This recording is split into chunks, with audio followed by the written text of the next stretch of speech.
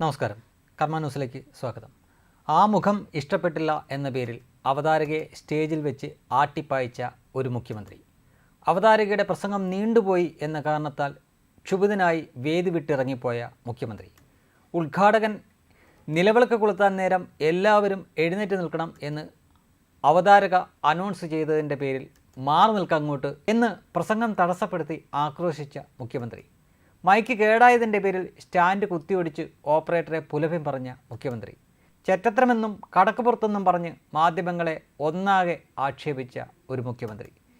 ഇങ്ങനെ വ്യവഹരിക്കുന്ന സർവ്വമേഖലകളിലും ഒരു നാടുവാഴിയെപ്പോലെ താൻ പ്രമാണിത്വം കൊണ്ട് പരസ്യമായ നിന്ദയും ഇകഴ്ത്തലും നടത്തുന്ന ഒരു നേതാവിൻ്റെ അണികളാണ് ഇന്നലെ മുതൽ സഖാവ് രമേശ് നാരായണനെ പെരുമാറ്റച്ചട്ടം പഠിപ്പിക്കാൻ ഇറങ്ങിയിരിക്കുന്നത്. ഓർക്കുക, സഖാവ് രമേശ് നാരായണനാണ്. പക്ഷേ കമ്മികളിൽ പലർക്കും ഇയാൾ സഖാവാണ് എന്ന് തിരിച്ചറിഞ്ഞ് വരുന്നതേ ഉള്ളൂ. തിരിച്ചറിഞ്ഞ് വരുമ്പോഴേക്കും അവരത് മാറ്റിക്കോളും. പിന്നെ പലരും തെറ്റിദ്ധരിച്ചിരിക്കുന്നത് രമേശ് നാരായണൻ എന്ന പേര്, പണ്ഡിറ്റ് രമേശ് നാരായണൻ എന്നാണ് അദ്ദേഹത്തിൻ്റെ പേര്. അദ്ദേഹത്തിൻ്റെ മേഖലയിൽ അദ്ദേഹം മികവ് തെളിയിച്ചുകൊണ്ടാണ് അങ്ങനെ ഒരു പേര് വന്നിരിക്കുന്നത്. പക്ഷേ ഈ പണ്ഡിറ്റ് രമേശ് നാരായണൻ എന്ന പേര് കേട്ടപ്പോൾ തന്നെ ഇയാളെന്തോ ബ്രാഹ്മണനാണ് എന്ന് ഇവർ തെറ്റിദ്ധരിച്ചിരിക്കുകയാണ്. യഥാർത്ഥത്തിൽ കേരളത്തിലെ കണ്ണൂരിലുള്ള കൂത്തുപറമ്പിലുള്ള ഒരു ദളിത് കുടുംബത്തിൽ ജനിച്ച വ്യക്തിയാണ് ഈ രമേശ് നാരായണൻ.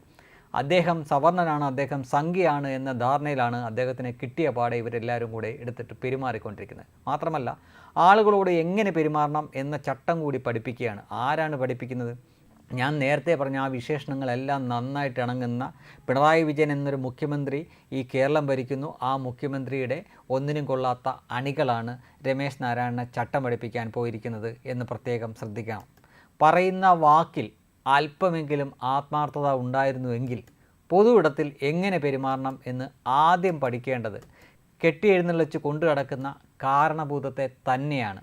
അങ്ങോട്ട് പോയി ആ ക്ലിഫ് ഹൗസിൽ പോയി ആദ്യം നിങ്ങൾ പഠിപ്പിച്ചു കൊടുക്കണം പിണറായി വിജയനോട് എങ്ങനെയാണ് ആളുകളോട് പെരുമാറേണ്ടതെന്ന്. ഇല്ല എങ്കിൽ ഇദ്ദേഹം കാണിക്കുന്നതായിരിക്കും അദ്ദേഹത്തിൻ്റെ അണികളും കാണിക്കുക. അദ്ദേഹത്തിൻ്റെ അണിയിൽപ്പെടുന്ന ഒരു മനുഷ്യൻ തന്നെയാണല്ലോ ഈ രമേശ് നാരായണൻ എന്ന വ്യക്തിയും. അപ്പോൾ പിന്നെ അദ്ദേഹം അത് പഠിച്ചില്ല, കാണിച്ചില്ല എങ്കിലേ ഉള്ളൂ അത്ഭുതം. സംഗീതം ഒഴിച്ചു നിർത്തിയാൽ സഖാവ് രമേശനും ആ മനുഷ്യനെ പോലെ, അതായത് കാരണഭൂതത്തെ പോലെ തന്നെ ശരാശരിയിലും താഴ്ന്ന മറ്റൊരു ഭൂതത്താൻ മാത്രമാണ്.